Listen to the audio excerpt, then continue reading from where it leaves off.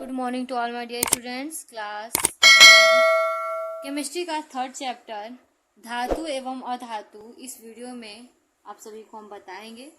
ठीक है, तो स्टार्ट करते हैं। सबसे पहले तत्व, वे सूक्ष्म कण जिनसे पदार्थ निर्मित होता है उसे तत्व कहते हैं। देखिए, वे सूक्ष्म कण जिससे पदार्थ क्या होता है, बना होता है, उसे क्या कहते हैं, कण कहते हैं, सॉरी तत्व कहते हैं। ओके, नेक्स्ट आगे देखिए, तत्व को 3 भागों में वर्गीकृत किया गया है। तत्व को 3 भागों में बांटा गया है। सबसे पहला धातु, दूसरा अधातु, तीसरा है उपधातु। सबसे पहले हम धातु की स्टडी करेंगे। वे तत्व जो ऊर्जा और विद्युत का चालन करते हैं धातु कहलाते हैं। देखिए, ऐसे तत्व जो क्या करें, ऊर्जा और विद्युत का चालन करें, उन्हें क्या कहते हैं, धातु कहते हैं। धातु वे तत्व होते हैं जो इलेक्ट्रॉन तत्व, देखिए अथवा में आप ये भी लिख सकते हो, धातु वे तत्व होते हैं जो इलेक्ट्रॉन त्याग कर धन आयन बनाने की प्रवृत्ति रखते हैं। देखिए, धातु वे होते हैं जो क्या करें कि इलेक्ट्रॉन को त्याग कर धन आयन में पॉजिटिव चार्ज बनाने का नेचर रखते हैं। ओके, धातुएं विद्युत धनात्मक होती हैं। विद्युत क्या होती है, धनात्मक होती है। धातुएं आघात वर्धनीय तथा तन्य होती हैं। धातु क्या होती है, आघात वर्धनीय होती हैं और तन्य भी होती हैं। सामान्य कमरे की ताप पर ठोस धातु है। सामान्य कमरे की अगर टेम्परेचर की बात करें तो धातु जो होती है वो ठोस अवस्था में होती है, परंतु मरकरी मिस Hg कमरे के ताप पर द्रव अवस्था में होती है। ठीक है, सामान्य ताप पर अगर Hg पारा, जिसे आप बोल सकते हैं हाइड्रोगेरम, ये जो होता है कमरे के ताप पर लिक्विड फॉर्म में पाया जाता है, लेकिन यह धातु ही है। एक क्वेश्चन इससे बनता है कि उस तत्व का नाम बताइए जो, या उस धातु का नाम बताइए जो कमरे के ताप पे द्रव अवस्था में पाया जाता है। तो उसका आप लिख सकते हैं Hg मरकरी, पारा भी इसी को कहते हैं। ओके, एग्जाम्पल देखिए, अब धातु का हम लोग एग्जाम्पल देख लेंगे।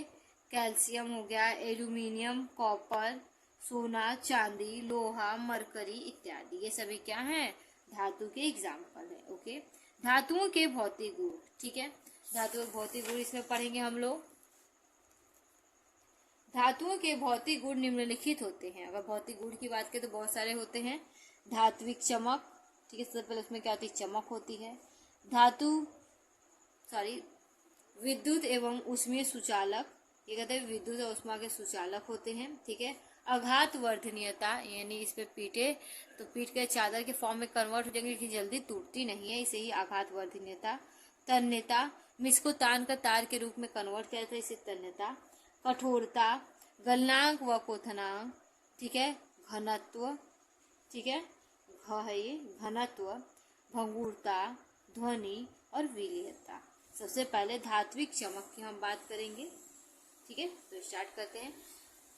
मुक्त इलेक्ट्रॉन की उपस्थिति के कारण शुद्ध धातुओं की सतह चमक युक्त होती है। देखिए, इलेक्ट्रॉन वो क्या करते, त्यागते हैं और उसमें पॉजिटिव चार्ज होता है, इसीलिए क्या होती है, धातु चमकदार होती है। ओके, जैसे तांबा, सोना, चांदी इत्यादि। ओके, नेक्स्ट है इसका एक अपवाद भी। अपवाद देखिए,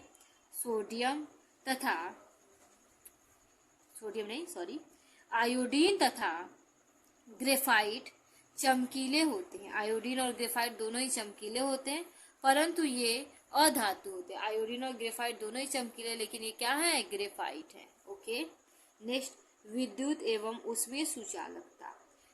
अधिकांश धातुएं विद्युत तथा ऊष्मा के सुचालक होते हैं। अधिकांश धातुओं की बात करें तो वो क्या होते हैं, विद्युत और ऊष्मा दोनों के ही सुचालक होते हैं, क्योंकि इसमें मुक्त इलेक्ट्रॉन उपस्थित होता है। क्योंकि इसमें क्या होता है, मुक्त इलेक्ट्रॉन पाया जाता है। बेटा, एग्जाम्पल की बात करें तो चांदी, तांबा विद्युत ऊर्जा के सुचालक सर्वश्रेष्ठ है। देखिए, सर्वश्रेष्ठ सुचालक है ये हो गया चांदी, तांबा। ओके, नेक्स्ट इसके अपवाद की बात करें तो टंगस्टन, जिसे W से डिनोट करते हैं, लेड जिसे Pb से डिनोट करते हैं, तथा मरकरी जिसे Hg से प्रदर्शित करते हैं, विद्युत तथा ऊष्मा के सुचालक नहीं होते। अगर इनकी बात करें तो विद्युत और ऊष्मा के सुचालक ये नहीं होते। ओके, अब नेक्स्ट हम पढ़ेंगे आघात वर्धनीयता। कुछ धातुएं आघात वर्धनीय होते हैं, अर्थात इन्हें पीट कर धातु की पतली चादर के रूप में परिवर्तित किया जा सकता है। कुछ धातु क्या होते हैं, आघात वर्धनीय होते हैं। इसका यह मतलब है कि कुछ धातुओं को पीट कर उन्हें चादर के रूप में क्या कहता है, कन्वर्ट किया जा सकता है। धातुओं के चादर में परिवर्तित होने की क्षमता के गुण को आघात वर्धनीयता कहते हैं। धातु को पीट कर चादर के रूप में जो कन्वर्ट होता है, इसी को क्या कहते हैं, आघात वर्धनीयता कहते हैं। इसके एग्जाम्पल की अगर हम बात करें तो स्टार्ट करते हैं एग्जाम्पल। इसका एग्जाम्पल है चांदी, सोना, ठीक है, अत्यधिक आघात वर्धनीय, ठीक है, अत्यधिक आघात वर्धनीयता होते हैं। इसमें क्या होते हैं, बहुत अधिक आघात वर्धनीयता पाया जाता है चांदी और सोना में। इसका भी अपवाद है। इसका अपवाद देखिए क्या है, पहला जिंक और मरकरी। जिंक और मरकरी दोनों ही क्या अपवाद है, इनको पीटने से ये आघात वर्धनीयता शो नहीं करती। नेक्स्ट है तन्यता। कुछ धातुएं सामान्यतया तन्य होते हैं। कुछ धातुओं की बात करें तो सामान्य क्या होते हैं, तन्य होते हैं, अर्थात इन्हें खींचकर पतले तारों में परिवर्तित किया जा सकता है। इनको खींचकर पतले तार में क्या कन्वर्ट किया जा सकता है। धातुओं के इस विशिष्ट गुण को तन्यता कहते हैं। अब तार के रूप में कन्वर्ट करने की इस विशिष्ट क्वालिटी को क्या कहते हैं, तन्यता कहते हैं। इसका एग्जाम्पल चांदी, टंगस्टन। ओके, चांदी और टंगस्टन इसका अच्छा एग्जाम्पल है। नेक्स्ट अपवाद की बात करें तो कुछ ऐसे होते हैं जो तन्यता शो नहीं करते, जिससे क्या होता है, जिंक हो गया, ठीक है, मरकरी, ठीक है, गैलियम इत्यादि, ये सभी क्या करते हैं, तन्यता प्रदर्शित या शो नहीं करते। ओके, कठोरता। नेक्स्ट है पॉइंट हमारा कठोरता। सामान्य ताप पर अधिकांश धातुएं कठोर होती है। सामान्य ताप में नॉर्मल टेम्परेचर की बात करें तो उस पर सभी धातुएं क्या होती है, कठोर होती हैं। इसके एग्जाम्पल की बात करें, एल्यूमिनियम, सोना इत्यादि। इसमें अपवाद की बात करें तो सोडियम इस Na तथा पोटेशियम इसके मृदु धातुएं होती हैं। सभी कठोर होती हैं, लेकिन सोडियम पोटेशियम की बात करें तो ये मृदु धातु होते हैं। इन्हें चाकू से भी काटा जा सकता है। ये क्वेश्चन पूछा जा सकता है कि उस धातु का नाम बताइए जिन्हें चाकू से काटा जा सकता है, तो सोडियम और क्या हुए, पोटेशियम। ओके, अब नेक्स्ट पढ़ें गलनांक व क्वथनांक। गलनांक की बात करें, वह ताप जिस पर कोई धातु अपनी ठोस अवस्था से द्रव अवस्था में परिवर्तित हो जाता है, उसे धातु का गलनांक कहते हैं। ठीक है, ये गलनांक का डिफिनेशन देखिए, वह ताप जिस पर कोई क्या धातु अपनी ठोस अवस्था से किस अवस्था में कन्वर्ट हो जाए, द्रव अवस्था में परिवर्तित हो जाए, उसे क्या कहते हैं, गलनांक कहते हैं। नेक्स्ट है क्वथनांक। वह निश्चित ताप जिस पर कोई धातु द्रव अवस्था से वाष्प अवस्था में परिवर्तित हो जाता है, तो धातु का क्या क्वथनांक कहलाता है। देखिए, वह कोई निश्चित ताप होगा, ठीक है, जिस पर क्या हो, कोई लिक्विड हो, ठीक है, वो किसमें कन्वर्ट हो जाए, वाष्प अवस्था में परिवर्तित हो जाए, उसे उस वस्तु का क्या कहते हैं, क्वथनांक कहते हैं। नेक्स्ट आगे देखते हैं। नेक्स्ट है घनत्व। लगभग सभी धातुओं का घनत्व उच्च होता है। सभी धातुओं का घनत्व क्या होता है, उच्च होता है, अर्थात ये भारी होते हैं। इसका सेंस ये है कि ये क्या होते हैं, वजन होते हैं, भारी होते हैं। जैसे सोना, चांदी, लोहा इत्यादि सभी भारी होते हैं। इसकी अपवाद क्या बात करें तो सोडियम और पोटेशियम जो होते हैं ये भारी नहीं होते। ओके, अब नेक्स्ट हम बात करें भंगुरता।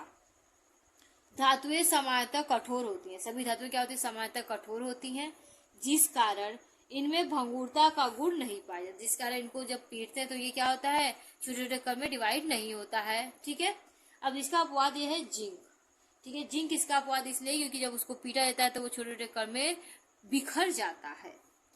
ओके, तो नेक्स्ट अब देखेंगे ध्वनि। धातुओं को हथौड़े से पीटने पर एक विशिष्ट प्रकार की ध्वनि उत्पन्न होती है। जब धातुओं को हम हथौड़े से पीटते हैं तो एक विशिष्ट प्रकार की क्या होती है, ध्वनि उत्पन्न होती है, जिसे धात्विक ध्वनि कहते हैं। जिसे क्या कहते हैं, धात्विक ध्वनि कहते हैं। ओके, नेक्स्ट है विलयता। सामान्यतः धातुएं द्रव विलायकों में विलय नहीं होती। अगर हम धातुओं में बात करें तो उसको द्रव में घोला नहीं जा सकता सामान्यतः, अर्थात धातुएं विलय नहीं होती है। धातुओं को अर्थात वो क्या होती है, विलय नहीं होती है। नेक्स्ट है धातुओं के रासायनिक गुण, केमिकल प्रॉपर्टीज ऑफ मेटल्स। धातुओं की ऑक्सीजन से अभिक्रिया सबसे पहले करवाएंगे। देखिए, धातु का वायु में दहन करने पर ये वायु में उपस्थित ऑक्सीजन से अभिक्रिया करके ऑक्साइड में परिवर्तित हो जाती है।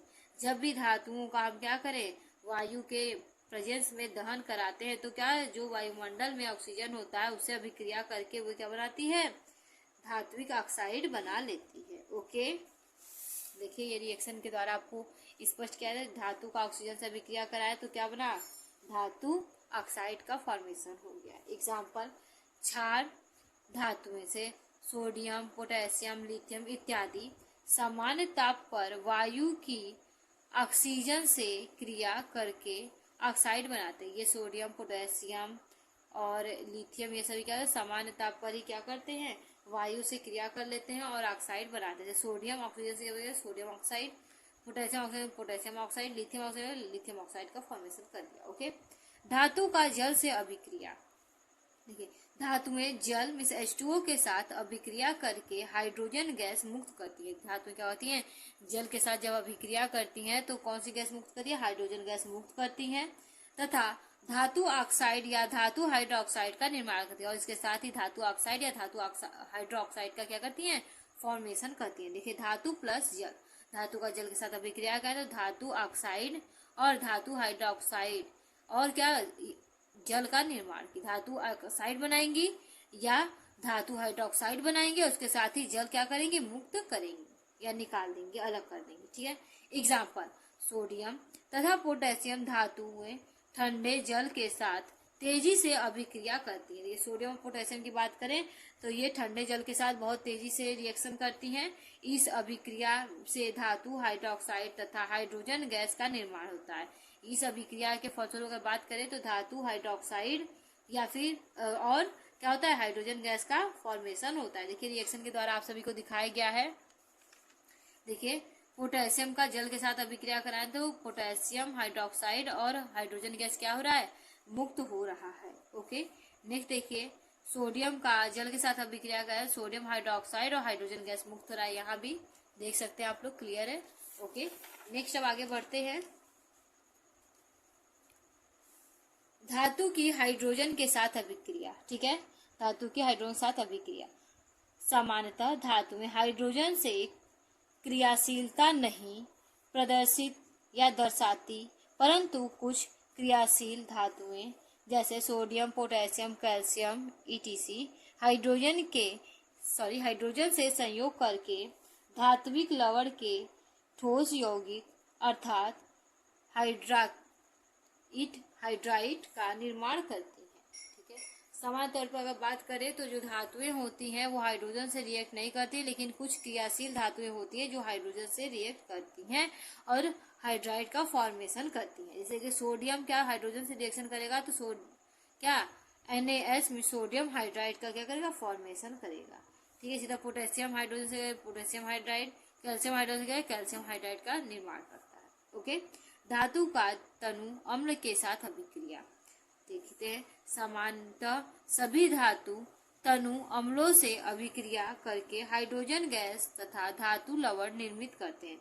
सामान्य तौर पर अगर बात करें तो सभी धातुएं क्या करती हैं, समान धातुएं क्या करती हैं, अम्लों से अभिक्रिया करके हाइड्रोजन गैस मुक्त करती हैं और लवण का फॉर्मेशन करती है। देखिए, धातु प्लस तनु अम्ल के साथ अभिक्रिया करें तो क्या धातु लवण बनाए और हाइड्रोजन गैस क्या किया, मुक्त कर दिया। ओके, इसका एग्जांपल, धातु की तनु हाइड्रोक्लोरिक अम्ल मीन्स HCl से अभिक्रिया कराने पर धातु क्लोराइड बनता तथा हाइड्रोजन गैस मुक्त होता है या करता है। ओके, नेक्स्ट आगे देखते हैं। देखिए, यहाँ भी बहुत सिंपल भाषा में आपको समझाया गया है। धातु का HCl के साथ अभिक्रिया करें तो धातु क्लोराइड बनाया और हाइड्रोजन गैस क्या मुक्त कर दिया। देखिए, धातु का सोडियम का HCl से हुआ तो सोडियम क्लोराइड प्लस जल, मैग्नीशियम का HCl से मैग्नीशियम क्लोराइड प्लस हाइड्रोजन। ठीक है, या सोडियम क्लोराइड प्लस हाइड्रोजन था। जिंक का HCl से जिंक क्लोराइड, ऐसी बहुत सारे हैं। ठीक है, आप देख सकते हैं। नेक्स्ट है, धातुओं को लवण विलयनों से अभिक्रिया। धातुओं क्या है, किसे लवण विलयनों से अभिक्रिया करेंगे। जब किसी कम क्रियाशील धातु के लवण के विलयन में अधिक सक्रिय धातु में डालते हैं तो अधिक सक्रिय धातु अपने से कम सक्रिय धातु को विस्थापित करके स्वयं उसका स्थान लेता है। तथा अधिक सक्रिय धातु के विलयन के लवण में परिवर्तित हो जाता है। जैसे कि अधिक सक्रिय धातु के प्रेजेंस में किसी कम सक्रिय धातु का जब हम करवाते हैं रिएक्शन, तो क्या करता है, उसको विस्थापित कर देता है और उसका स्थान ले लेता है। जैसे कि कॉपर सल्फेट का जब जिंक से हमने रिएक्शन करवाया तो जिंक सल्फेट बनाया और कॉपर क्या क्या विस्थापित कर दिया। कॉपर इसलिए विस्थापित हुआ क्योंकि जिंक के कंपैरिजन में यह कॉपर कम सक्रिय था। ओके, नेक्स्ट, धातुओं की क्लोराइड से अभिक्रिया। देखिए, धातुओं तथा क्लोरीन के परस्पर आयनिक क्लोराइड निर्मित होते हैं। धातु जो होते हैं और क्लोरीन से अभिक्रिया करके क्या बनाते हैं, आयनिक क्लोराइड बनाते हैं। जैसे देखिए, धातु और क्लोराइड से अभिक्रिया के धातु क्लोराइड बनाए हैं बेटा, देख लीजिए यहाँ पे। देखिए सूत्र के द्वारा कैल्शियम प्लस Cl है तो CaCl2, ऐसे ढेर सारा है। ओके, नेक्स्ट आगे देखते हैं। अधातु नॉन मेटल, वे तत्व जो ऊष्मा तथा विद्युत का चालन नहीं करते हैं अधातु कहलाते। देखिए, वे ऐसे तत्व जो होते हैं जो क्या करें, ऊष्मा और विद्युत का एक स्थान दूसरे स्थान चालन नहीं करते, उन्हें क्या कहते हैं, हम अधातु कहते हैं। या फिर दूसरे भाषा में उसको लिख सकते हैं, अधातुएं वे तत्व हैं जो इलेक्ट्रॉन ग्रहण करके ऋण आयन बनाने की प्रवृत्ति रखते हैं। अधातुएं ऐसे तत्व हैं जो क्या करें, इलेक्ट्रॉन ग्रहण करते हैं और करके क्या करते हैं, ऋण आयन बनाने की प्रवृत्ति रखते हैं। ओके, धातुएं विद्युत ऋणात्मक होती हैं। धातुओं की बात करते हैं क्या होती है, विद्युत ऋणात्मक होती हैं। धातुएं आघात वर्धनीय व तन्य नहीं होती। धातुओं की बात करते वो आघात वर्धनीय और तन्य नहीं होती हैं। ओके, नेक्स्ट आगे, धातुएं भंगुर होती हैं। धातुओं की बात करें, अधातुओं की बात करें तो ये क्या होती है, भंगुर होती हैं। एग्जाम्पल की बात करें, कार्बन, नाइट्रोजन, ऑक्सीजन इत्यादि, ये सभी क्या है, भंगुर है।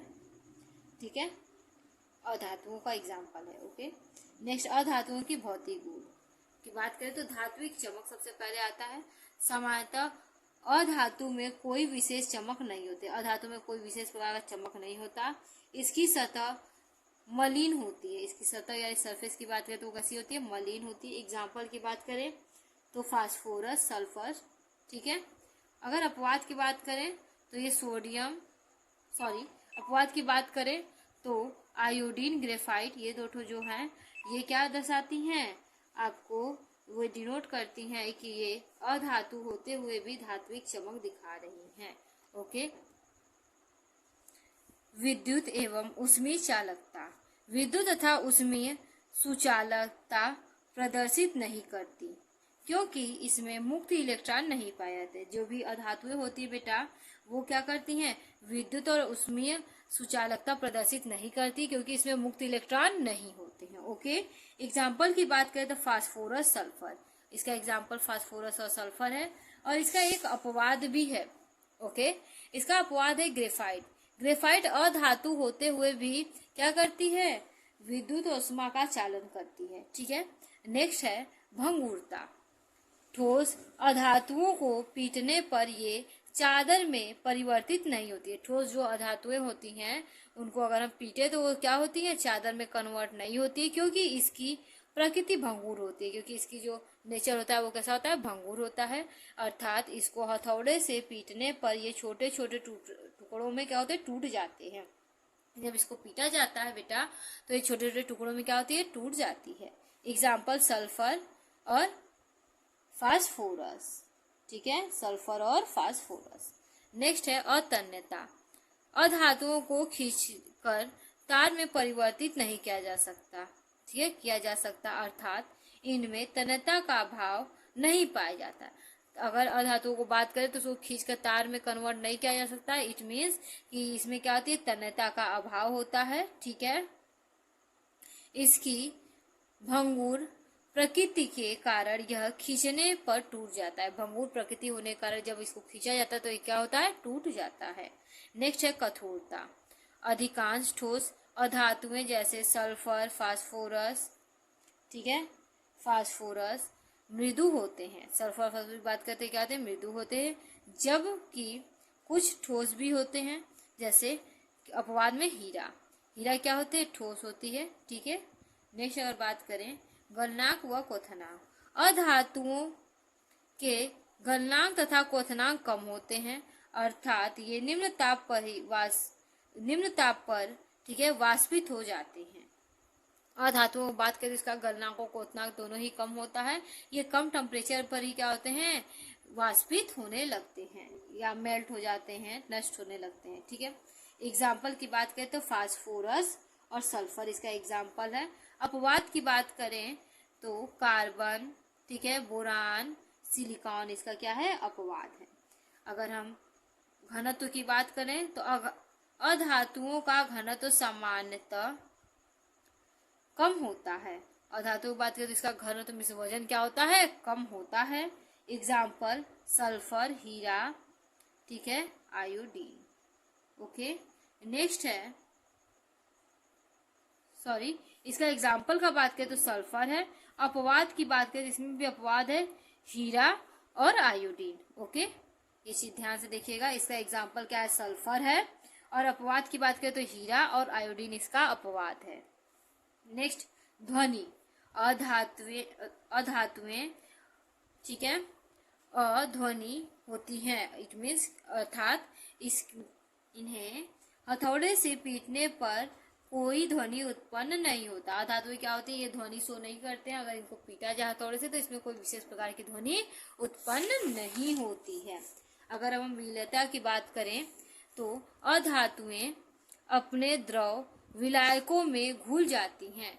अब ये क्या करती है, अपने द्रव विलायक जो होते हैं उसमें क्या होती है, घुल जाती है। एग्जाम्पल सल्फर कार्बन डाइऑक्साइड में घुल जाती है। सल्फर की बात करते हैं कार्बन डाइऑक्साइड में घुल जाती है, तथा आयोडीन क्लोरीन में घुल जाती है। आयोडीन की बात करते हैं क्लोरीन में क्या होती है, घुल जाती है। ओके, अधातुओं का रासायनिक गुण। ठीक है, तो पहला इसमें स्टार्ट करते हैं। अधातुओं की अभिक्रिया ऑक्सीजन से। अधातुओं को अभिक्रिया सबसे पहले ऑक्सीजन से करवाते हैं। अधातुएं ऑक्सीजन से क्रिया करके ऑक्साइड निर्मित करती हैं। इन ऑक्साइड की प्रवृत्ति अम्लीय या उदासीन होता है। इन ऑक्साइडों की बात करें तो इनकी प्रवृत्ति कहते हैं अम्लीय होगा या उदासीन होगा, क्षारीय नहीं होगा। ओके, देखिए कार्बन का ऑक्सीजन के साथ अभिक्रिया कराएं तो कार्बन डाइऑक्साइड का क्या हो रहा है, फॉर्मेशन हो रहा है। नेक्स्ट है अधातुओं की जल से अभिक्रिया। देखिए अधातुएं जल के साथ सामान्यतया अभिक्रिया नहीं करती। अधातु क्या होती है, जल के साथ कोई रिएक्शन शो नहीं करती हैं। नेक्स्ट, अधातुओं की अम्ल के साथ अभिक्रिया। सामान्यतः अधातुएं तनु अम्ल के साथ क्रिया प्रदर्शित नहीं करती। तनु अम्ल जो होते हैं डाइल्यूट एसिड, उससे कोई भी अभिक्रिया प्रदर्शित नहीं करती हैं। इसकी अभिक्रिया केवल तभी संभव है जब अभिक्रिया में निर्मित प्रोटॉन को इलेक्ट्रॉन की पूर्ति हो जाए। इसका रिएक्शन तभी संभव है जब क्या हो कि प्रोटॉनों को इलेक्ट्रॉन की क्या हो, पूर्ति हो, प्रोटॉन इलेक्ट्रॉन क्या हो, पूर्ति की जाए। ठीक है, ओके, नेक्स्ट आगे देखते हैं। अधातुओं की अभिक्रिया क्लोरीन से। अधातुएं क्लोरीन से अभिक्रिया द्वारा क्लोराइड निर्मित करती हैं। देखिए अधातुएं हाइड्रोजन का क्लोरीन से अभिक्रिया गया तो HCl का क्या हुआ, फॉर्मेशन हो गया। ओके, अधातुओं की अभिक्रिया हाइड्रोजन से। देखिए अधातुएं हाइड्रोजन से अभिक्रिया करके ठीक है हाइड्राइड निर्मित करती है। अधातु जो भी हाइड्रोजन से अभिक्रिया करेंगे तो क्या बनाएंगी, हाइड्राइड का फॉर्मेशन करती हैं। देखिए N2 + H2 NH3 बनाई, C + H2 CH4 बनाई। ओके, नेक्स्ट खनिज हम पढ़ेंगे। ओके, खनिज के बारे में देखिए, पहले डिफिनेशन स्टार्ट करते हैं। प्रकृति में धातुएं जिन यौगिकों के रूप में पाए जाती हैं वे खनिज कहलाते हैं। प्रकृति में जो धातुएं होती हैं जिस यौगिक के रूप में पाए जाते हैं उन्हें क्या कहते हैं, खनिज कहते हैं। ये सामान्यतः मिट्टी, कंकड़, पत्थर, रेत इत्यादि अशुद्धियों के साथ मिश्रित अवस्था में होती है। अगर इनकी बात करें तो ये मिट्टी, कंकड़, पत्थर, रेत ये सभी के साथ क्या होती हैं, अशुद्धियों के साथ मिली हुई होती हैं। एग्जाम्पल कॉपर सल्फेट, यह पृथ्वी पर अशुद्धियों के साथ प्राप्त होता है। इनमें कॉपर तथा आयरन अधातुएं उपस्थित होती हैं। अगर हम कॉपर सल्फेट की बात कर रहे हैं तो ये किसमें कॉपर सल्फाइड की बात कर रहे हैं तो ये पृथ्वी पर अशुद्धियों के साथ पाया जाता है। और इसमें क्या होता है, कॉपर और आयरन की अशुद्धियां या अधातुएं उपस्थित होती हैं। ओके, नेक्स्ट आगे देखिए। अयस्क, इंग्लिश में से ओर कहते हैं, वे खनिज जिनसे धातु का निष्कर्षण सुगमता तथा कम खर्च में के साथ किया जाता है अयस्क कहलाता है। देखिए, ऐसे धातु जिनसे क्या हो, ऐसे खनिज जिनसे धातुओं का निष्कर्षण सुगमता से कम खर्च में किया जाए उसे क्या कहते हैं, अयस्क कहते हैं। जैसे एग्जाम्पल की बात करें, AgCl, KCl, MgCl इत्यादि। अतः स्पष्ट है कि सभी अयस्क खनिज होते हैं। जितने भी अयस्क हैं वो क्या होंगे, खनिज होते हैं, परंतु सभी खनिज अयस्क नहीं होते। जितने भी खनिज है वो अयस्क नहीं होते हैं। धातुओं का निष्कर्षण, देखिए, धातु यौगिकों से शुद्ध धातु की प्राप्ति धातु का निष्कर्षण कहलाता है। धातु के यौगिक है, उसे शुद्ध धातु की जब हम प्राप्ति करते तो धातु का क्या कहलाता है, निष्कर्षण कहलाता है।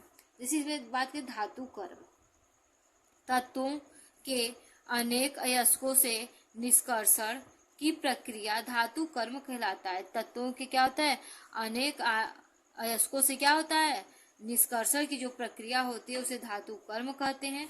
अभिक्रियाशीलता के आधार पर हम धातुओं को तीन भागों में वर्गीकृत कर सकते हैं। तीन भागों में क्या कर सकते हैं, वर्गीकृत कर सकते हैं। पहला निम्न अभिक्रिया धातु, दूसरा मध्यम अभिक्रिया धातु, तीसरा उच्च अभिक्रिया धातु। तो अब हम बात करेंगे उपधातु की। कुछ तत्वों में धातु तथा अधातु दोनों के गुण विद्यमान होते हैं, उन्हें उपधातु कहते हैं। देखिए, ऐसे तत्व जिनमें क्या हो, धातु और अधातु दोनों के गुण विद्यमान हो, उन्हें क्या कहते हैं, उन्हें उपधातु कहते हैं। जैसे एंटीमनी, आर्सेनिक इत्यादि। ओके, एंटीमनी, आर्सेनिक इसका एग्जाम्पल है बेटा। नेक्स्ट अब हम बात करेंगे, देखिए हम लोग लास्ट तक आ गए हैं। इसमें से बहुत सारे क्वेश्चन पूछे जाते हैं, जैसे धातु, अधातु, उपधातु से आप क्या समझते हो, इसका उपयोग बताइए। या फिर क्वेश्चन पूछा जाता है अधातु का अधातु का आप ऑक्सीजन के साथ या क्लोरीन के साथ रिएक्शन बताइए। अम्ल का धातु के साथ अभिक्रिया बताइए। तो ऐसे बहुत सारे क्वेश्चन पूछा जाता है। क्षारकों का अम्ल के साथ अभिक्रिया बताइए, ठीक है। उदासीनीकरण किसे कहते हैं, ऐसे ही बहुत सारे क्वेश्चन पूछे जाते हैं। मिश्र धातु, दो या दो से अधिक धातुओं को गलित अवस्था में मिश्रित करने पर मिश्रित सामग्री मिश्रण को मिश्र धातु कहते हैं, ठीक है। देखिए, दो या दो से अधिक धातुएं जब वो गलित अवस्था में मेल्ट हो जाए, पिघल जाए, ठीक है, या पिघलाए जाए और उसको क्या कहते हैं, मिक्स किया जाए, तो ऐसे धातु क्या कहते हैं, मिश्र धातु कहते हैं। जैसे पीतल की बात किया जाए तो पीतल में कॉपर और जिंक, कॉपर 70% और जिंक 30% मिक्स होता है। कांसा की बात करें तो कॉपर 88% और टीन क्या होता है, 12% मिक्स होता है। पीतल का क्या क्या बनाया जाता है, तार, बर्तन, मशीन के पुर्जे बनाने में यूज होता है इसका। कांसा का यूज होता है बर्तन, मूर्ति बनाने में किया जाता है। अब हम मिश्र धातु बनाने के उद्देश्य की बात कर रहे हैं। तो धातुओं का संक्षारण की मात्रा को कम करने के लिए, देखिए धातुओं में संक्षारण की मात्रा को कम करने के लिए मिश्र धातु का बनाया गया, ठीक है। मिश्र धातु में क्या होता है, संक्षारण में खराब होने की प्रवृत्ति कम होती है। ओके, नेक्स्ट, धातुओं की कठोरता तथा मजबूती बनाने में, धातुओं की क्या होती है, कठोरता और मजबूती बनाने के लिए भी मिश्र धातु का निर्माण किया गया।